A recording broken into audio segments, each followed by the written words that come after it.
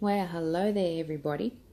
This is the final product of a resin painting which gave me so much grief.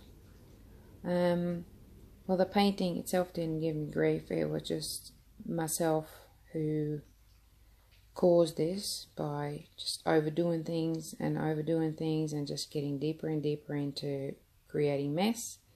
So this will be a really good lesson or a good guide for somebody to see what can go wrong and what to do to fix it and make it look wonderful. So I never give up, although I was ready to start pulling my hairs out towards the end of this video. So the reason why I'm doing this narration is because the steps and the process was going for too long, and this was done in 2 or 3 videos, so it was stretching over an hour and a half. So I decided to shorten it and mute it and just guide you through what's going on. So at this stage what I'm doing is I'm just applying some clear resin over the bare canvas because the Dragonfly was painted with resin. So it's a bit elevated, and that clear resin fits nicely around it. The corners look yellow. That's just an amber tinter that I was testing on the sides there, on the corners, just to see how these colors will look. So I'm using amber tinter by Artist Sue and an indigo tinter, and that's it. And then I mix the two together to create a green. So what I'm using here to apply these drops of the tinters directly onto the clear resin is a pipette. They're a really great tool, but you can use a syringe if you've got some. They work as well, but I find that I get better control with a pipette. So at this stage I was really enjoying the effects that I was getting by dropping these little drops of tint mixed with a bit of alcohol. So I was getting some really nice fractals and kind of got taken over by what's going on the canvas, forgetting about my poor little dragonfly, which was starting to disappear behind all this color. So soon I start to realize that I'm overdoing it and I need to do something to fix it. So I start getting from bad to worse.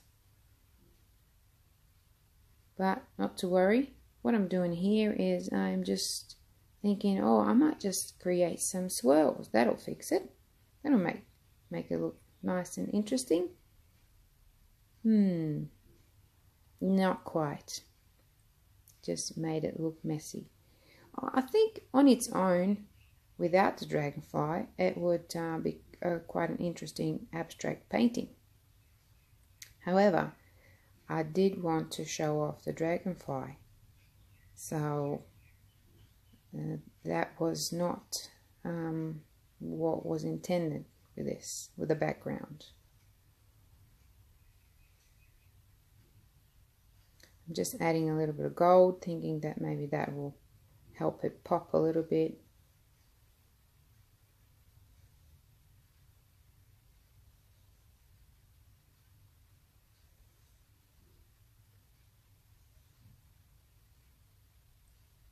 So what I've got here is just a paintbrush. So I've just dipped it in a bit of purple dye and thought, oh, I might just try and create a bit of a shadow and help the dragonfly pop a little bit. And then I realized that wasn't working, so then I thought I might just do some swirls through there and try and blend it in with the rest of the the background, but that didn't look good either. And then I decided to apply some gold pigment, and I obviously mixed with resin and just go around the body and around the wings to try to help them outline them a little bit and help them pop. And then here, just using my airbrush, try and blend it in a little bit, the heat gun to try and do something with the background, try to get the colors to merge and blend. None of it worked. It just was getting messier and messier, as you can see. So then I decided to get my alcohol wipe and wipe off the gold, because I realized that it wasn't doing anything and it was hiding the beautiful patterns and the beautiful design that I actually had on the Dragonfly. So I'm wiping all of that off now. Of course I can do that because that resin, the Dragonfly, is dry and set, so I can wipe it with the alcohol wipe without a problem.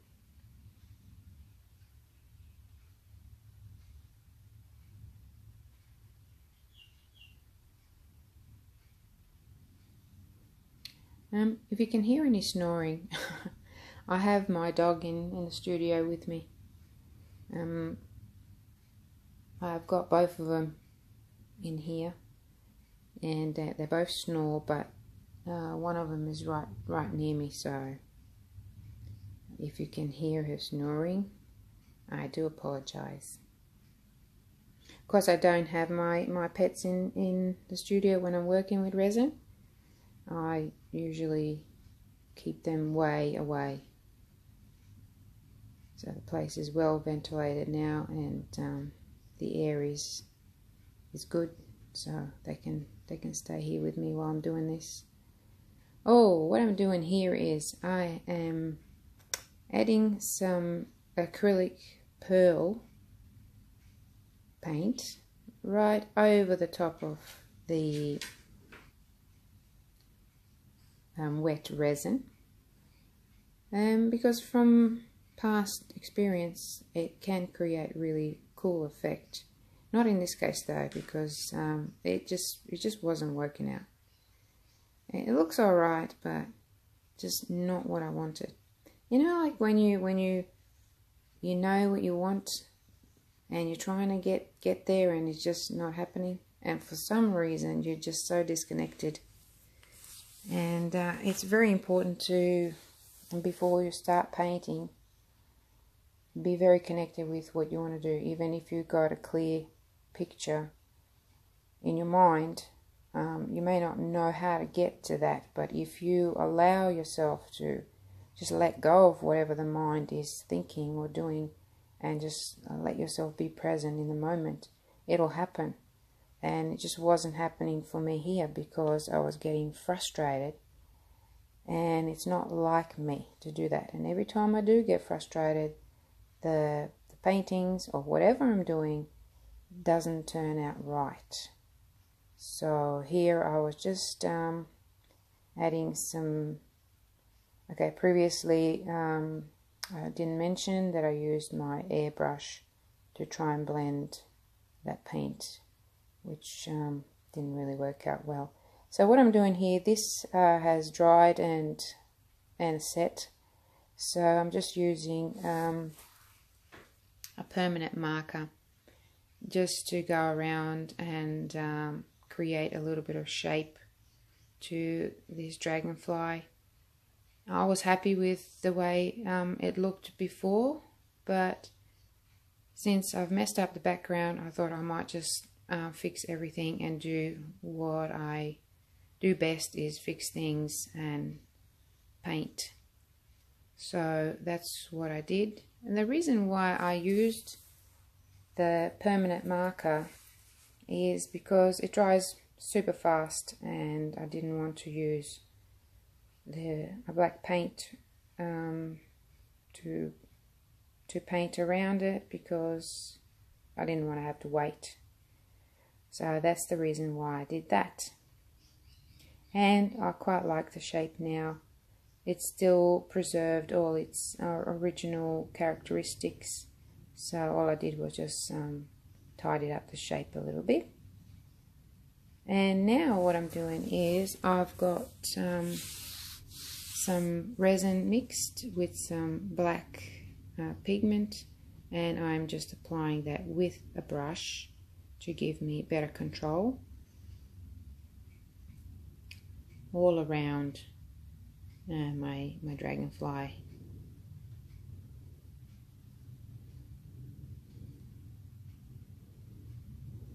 And it's starting to look much better now. I'm starting to be happy. So, you know, it's good to leave things alone sometimes when it's not working out, and that's what I did. I left it for a day, one day, to set, and then I kind of just looked at it and I thought, okay, I'm just gonna, you know, calm down and just relax and put myself in that nice relaxed zone and just think, you know, whatever happens, happens. It's only a little painting, and I know I can fix it. So you just gotta believe in yourself and not stress out. So it does look a little bit bumpy there, and that's because of the paint that I had underneath, which was the permanent marker. So it just made the resin sort of create these little holes and bumps, which I really didn't worry about, as I knew that I was going to put another coat of clear over the top of it to just cover the whole thing, including the dragonfly, and create a nice 3D effect, almost.